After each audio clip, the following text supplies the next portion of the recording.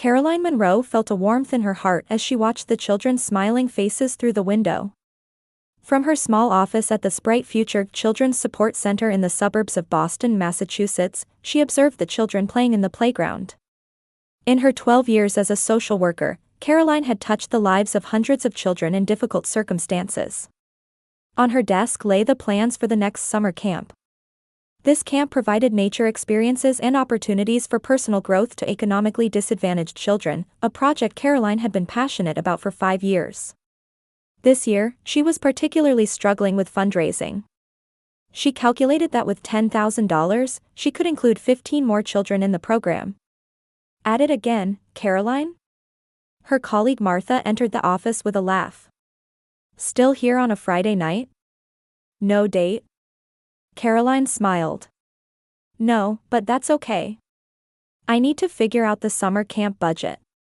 You're always thinking about others. You should think about yourself sometimes. Martha's words mixed kindness with concern. This conversation was a familiar one. Her friends, and her family too, couldn't understand why Caroline devoted most of her time and resources to her work. Her mobile phone rang, displaying a mom on the screen. Caroline hesitated slightly before answering. Hello, Mom. Caroline. You haven't forgotten about tomorrow's family gathering, have you? Dorothy Munro's voice carried its usual urgency. I remember. I plan to come at 2 in the afternoon. Brenda has an important announcement. Don't be late. Caroline sighed inwardly. When it came to her sister Brenda, family priorities always shifted dramatically. I understand, Mom. I'll be careful not to be late. After hanging up, Caroline gazed out the window. Thinking about tomorrow's family gathering stirred the usual complex emotions within her. She loved her sister, there was no doubt about that. But the reality that Brenda was always the center of the family, and her demands and achievements were always prioritized, was sometimes painful. The next day, Caroline arrived at the family home in the Boston suburbs. The 2-story Munro house was where she had grown up. Her parents had continued to live there after her father Fred's retirement. When she opened the front door, she heard laughter and conversation from inside. Entering the living room, she found her parents, Brenda, and an unfamiliar man. Caroline, you're finally here. Brenda excitedly rushed forward and hugged her sister.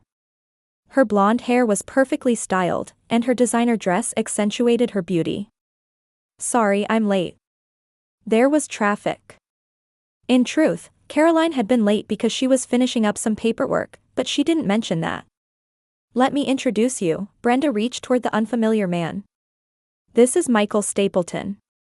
My fiancé. Caroline couldn't hide her surprise. Fiancé? Since when? He proposed last week. Brenda raised her left hand, showing off a large diamond ring. I kept it as a surprise. Michael stood up and extended his hand to Caroline. Finally we meet. I've heard a lot about you from Brenda. He was a man with a charming smile and confident manner. Congratulations, Caroline smiled and shook his hand. It's quite a surprise, but I'm very happy for you. Your sister is a special woman, Michael put his arm around Brenda's waist. I've had success in real estate development, but I've never met a woman like her before. Dorothy could barely contain her joy at her daughter's engagement.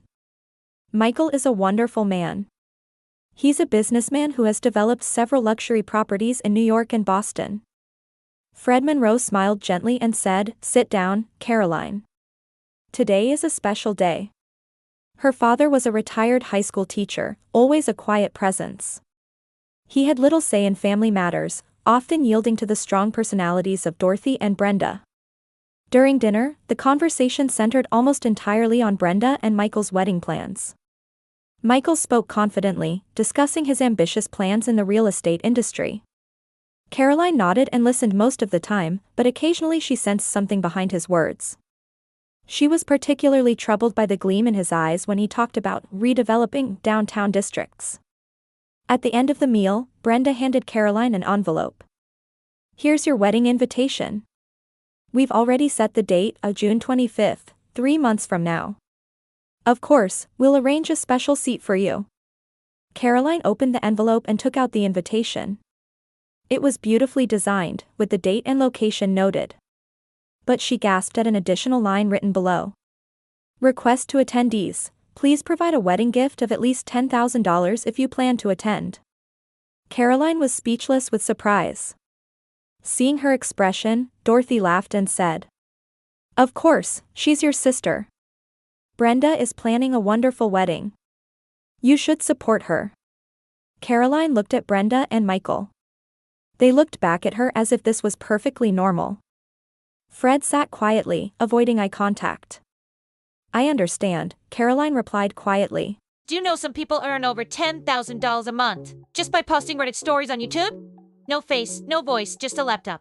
I do it too. Link below if you're curious. "I'll think about it." On her way home, she called her best friend, Audrey Walker. "I can't believe it, Audrey. $10,000. That's about the same as my summer camp budget." "That's absurd," Audrey's voice was filled with indignation. "There might be something suspicious going on." "I was thinking the same thing. There's something strange about this Michael person. But Brenda seems really smitten with him." Caroline returned to her apartment and placed the invitation on the table. She looked up at the night sky through her window, wondering what she should do. $10,000 was not a small amount for her. It was money that could help the children she supported. But at the same time, she loved her sister. Despite their complicated relationship, family was family. Caroline sighed deeply and decided to go to sleep. Morning light streamed through the window of Caroline's apartment. She sat on her bed, staring at the invitation in her hands. The beautiful lace border and high-quality paper were a perfect choice, typical of Brenda. For 3 days, her heart had been constricted every time she looked at this invitation. She took out an album from the old wooden bookshelf in the corner of her room. Filled with childhood photos, it was one of her treasured possessions. As she turned the pages, she found a picture of 2 girls hugging and smiling. Caroline and Brenda, at 10 and 4 years old. "I never thought things would turn out this way," Caroline whispered softly. As a child, Brenda had looked at her sister with adoring eyes. Caroline had protected her, taught her, laughed with her, and sometimes cried with her. But as Brenda entered her teens and her beauty and charm began to attract attention, everything started to change. Their parents, especially their mother, praised Brenda's talents and beauty, placing her at the center of the family. When it came time for college, Caroline chose to study social welfare on a scholarship, while her parents spared no expense for Brenda's costly private university. After graduation, as Caroline took on challenging work in the community, Brenda found success as a model and built connections in high society. On the last page of the album was a family photo from 2 years ago. On the surface, they looked like a happy family, but Caroline couldn't help feeling the distance behind those smiles. Is a man she met half a year ago more important than her sister? Caroline wondered, looking at the amount written on the invitation. She opened her laptop and checked her bank balance. She had sufficient savings. But most of it was set aside for the children's summer camp. Using $10,000 as a wedding gift would mean denying 15 children the opportunity to attend camp. Caroline took a deep breath and asked herself, what do I really want to do? The phone rang, it was Audrey calling. How are you doing? Have you decided about that invitation? Not yet. On one hand, they're family, and I want to support Brenda on her happy day. But $100,000 is an unreasonable demand, especially for you. It's not $100,000, it's $10,000, Caroline corrected. Either way, it's a lot of money. Especially considering how much you already give to others.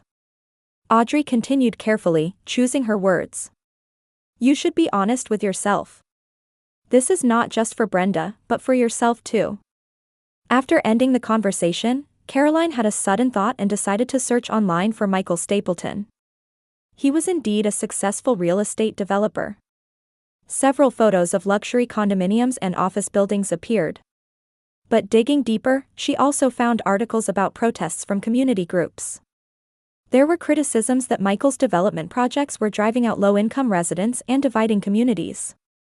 What particularly caught her eye was an article about a place called Bright Future Community Park in western Boston. It was adjacent to the land used by the children's center Caroline supported. The article said Michael's company had purchased the land and planned to build luxury condominiums. No way. Caroline stared at the screen, suddenly feeling like pieces were connecting. That night, she fell into an uneasy sleep. In her dreams, young Brenda called out, "Help me, Caroline," intermingled with images of adult Brenda showing off her diamond ring. In the morning, Caroline awoke determined. She took the invitation and checked the decline box. Then, she took out a new sheet of paper and began writing a long letter. "Dear Brenda." As she wrote, tears welled up in Caroline's eyes. But they weren't tears of sadness, they were tears of determination. She loved her sister. That's why she felt things couldn't continue this way.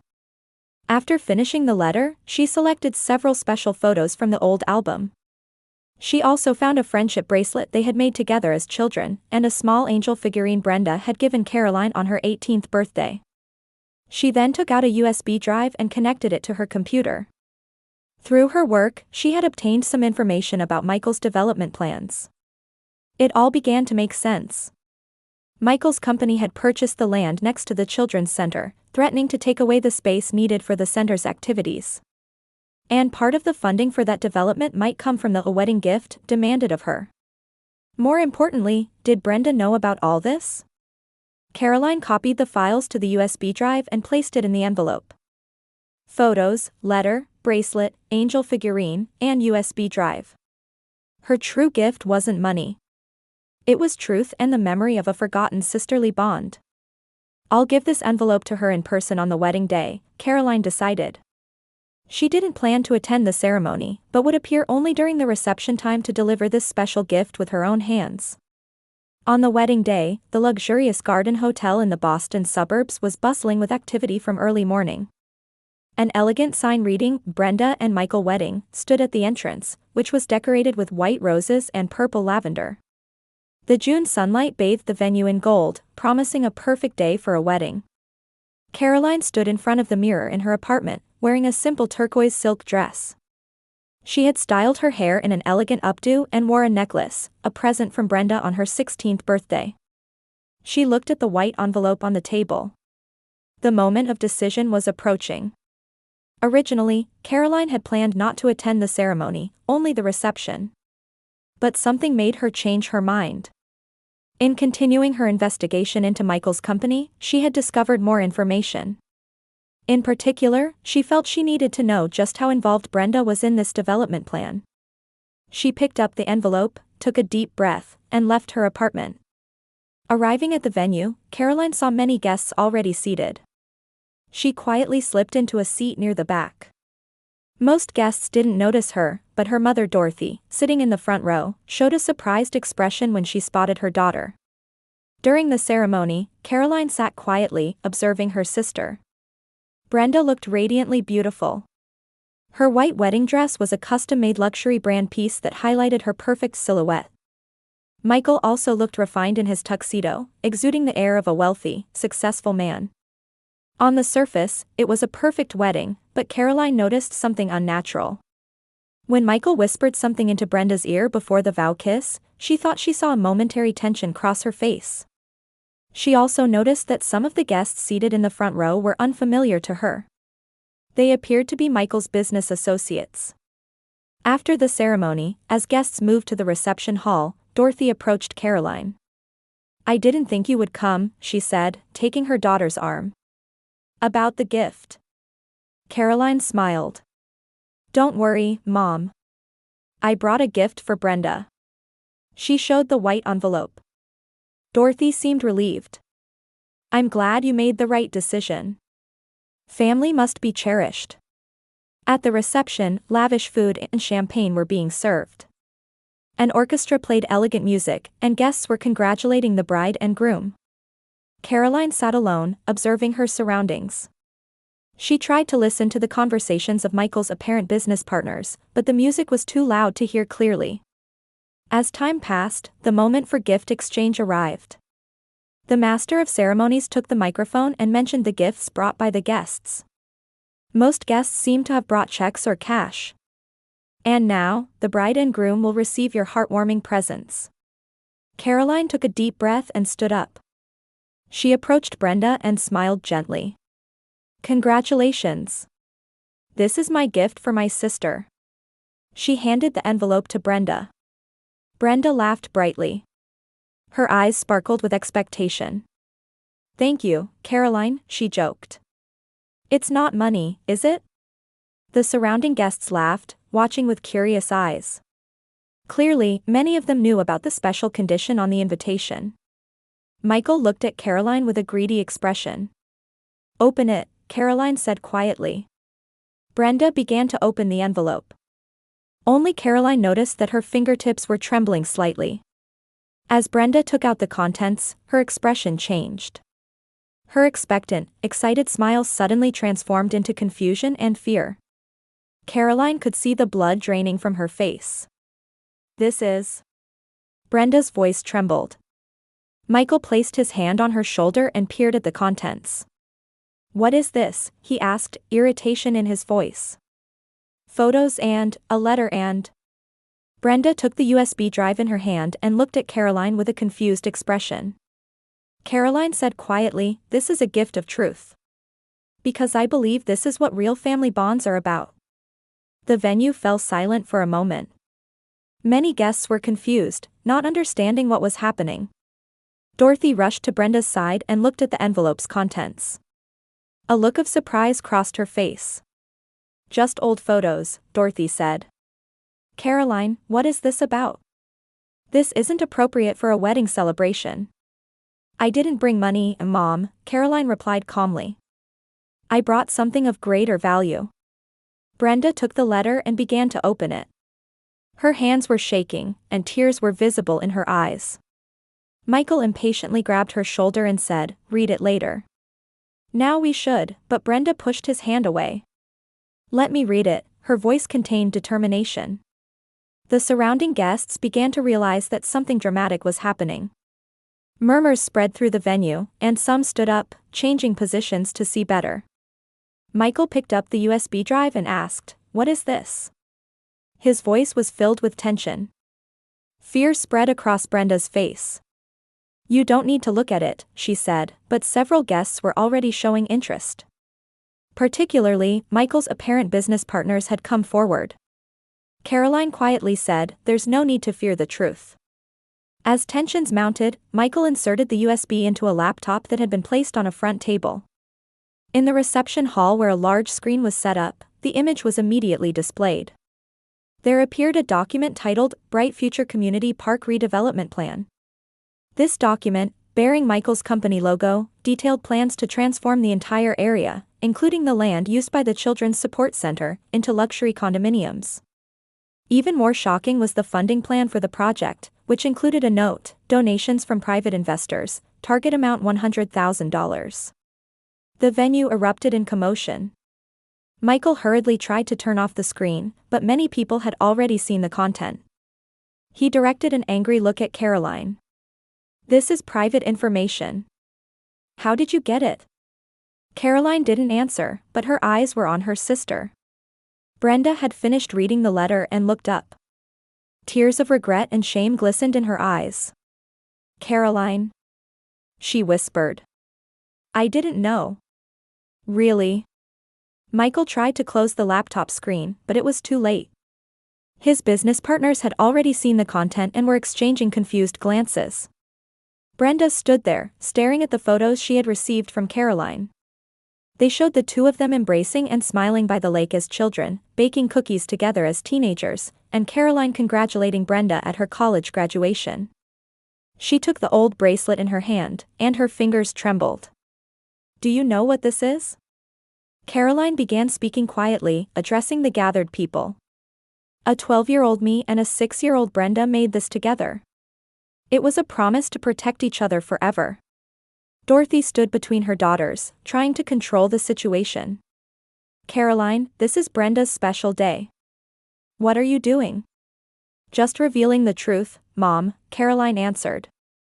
Michael is trying to buy the land used by the Children's Support Center to build luxury condominiums. That center is where I've worked for 15 years. He's trying to take away the place that supports these children. Michael stepped forward, his face red with anger. This is purely a business matter. We legally acquired the land and, as part of urban redevelopment. At the expense of children's futures? Caroline interrupted him. Brenda took the USB drive in her hand and looked at Michael with a confused expression. Mikey, is this true? Are you trying to evict Caroline's center? Michael couldn't hide his irritation.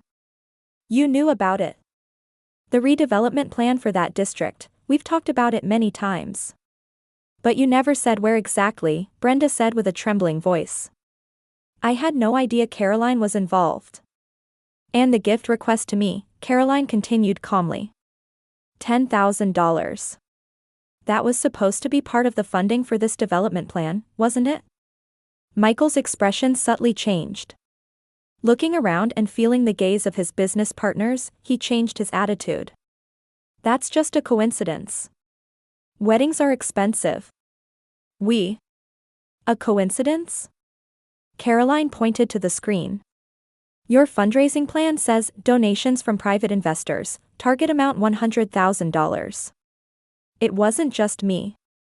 You demanded the same from other guests, didn't you? Murmurs arose from the venue. Some guests began taking out their invitations, checking them. One male guest stood up and raised his voice. My invitation had the same request. $10,000. I thought it was just a wedding gift, but... Another woman agreed. Mine too. Did Michael think we wouldn't all be connected? The confusion in the hall grew. One of Michael's business partners approached him and whispered in his ear. This concerns our reputation. An explanation is required. Michael's face turned red with anger and humiliation. Look, everyone, he tried to raise his voice, but Brenda grabbed his arm. Is it true? Tears welled in her eyes. You tried to use our wedding to raise funds for your business? Michael shook off her hand. It's business, Brenda. You were supposed to benefit from it. It's for our future. You used me, Brenda's voice was trembling. And my family and friends too. I didn't think you were that naive, Michael said irritably. That district has value. If we don't get it, someone else will. That's business. Hearing those words, Brenda's expression changed. She looked into Caroline's eyes, then opened the letter again. Inside were her sister's heartfelt words, what I want is not money, but the honesty and trust we once had. Dorothy stood by Brenda, placing a hand on her shoulder. It's all right, darling. You can see how selfish Caroline is. Ruining your special day. Brenda pushed her mother's hand away and stepped back. No, Mom. Caroline is right. I've been blind all along. From the back of the venue, Fred stood up. The father who had been sitting quietly until now approached slowly. His posture carried a dignity that had never been seen before. Michael, he said in a firm voice. It's clear that you've used my family. And I, too, have made a mistake by remaining silent for too long. Fred looked at Caroline. His eyes mixed sadness, regret, and pride. Caroline, you've always had courage and integrity. I should have acknowledged that out loud. He turned to Brenda. And you, too, have the eyes to discern true value. Today is the day to prove that. Michael tried to control the situation by raising his voice. Everyone, this is just a family misunderstanding. Let's continue our wedding. Later. No, Brenda's voice was quiet but filled with determination. She removed the diamond ring from her finger. This is over, Michael. She returned the ring to Michael and approached Caroline. The two looked at each other for a long time, as if something was conveyed without words. What I wanted wasn't money, but honesty as a family, Caroline said quietly. She took Brenda's hand and placed the photos and bracelet in her palm. This is what truly matters. The venue fell silent. Michael and his business partners began to leave in anger and confusion. Dorothy looked at her daughters, and for the first time, bowed her head as if acknowledging her mistake. Caroline quietly turned around and started to leave the venue. Brenda grabbed her arm. "Don't go," she said tearfully. "We have so much to do over." In July, Caroline was overseeing the final preparations for the summer camp in the backyard of the Sprite Future Children's Support Center. Dozens of staff members were working together to set up tents and activity stations. The children would enjoy a week-long camp starting tomorrow. Caroline reflected on the past month. Since that wedding, she had immersed herself in work. Michael's development plan had been cancelled, and the news was celebrated as a small victory in the community. But her relationship with her family remained complicated. She hadn't answered several calls from Dorothy. Only short message exchanges with Brenda. Audrey had always been her support, advising, "Don't completely close the door." As Caroline was checking craft materials, she heard a voice calling her from the office. "Caroline, you have a visitor." Heading toward the entrance of the center, she found her father, Fred, standing there. He looked a bit thinner, and his expression showed fatigue, but his eyes held a determined look. "Dad," Caroline said in surprise. "Why are you here?" "I wanted to talk," Fred said quietly. The two sat on a small bench. "Brenda and Michael's engagement has been officially called off," her father began. "He's facing legal problems. Investors are suing him over his methods." Caroline nodded silently. She had already heard about that. "But there's something more important," Fred continued. "Brenda and your mother made big mistakes. Especially toward you. I'm just as guilty." I looked the other way and said nothing. Tears welled up in Caroline's eyes at his sincere words. "Brenda is truly remorseful," Fred said gently. "She's trying to change. She started volunteering at a local shelter last week. She's facing her mistakes."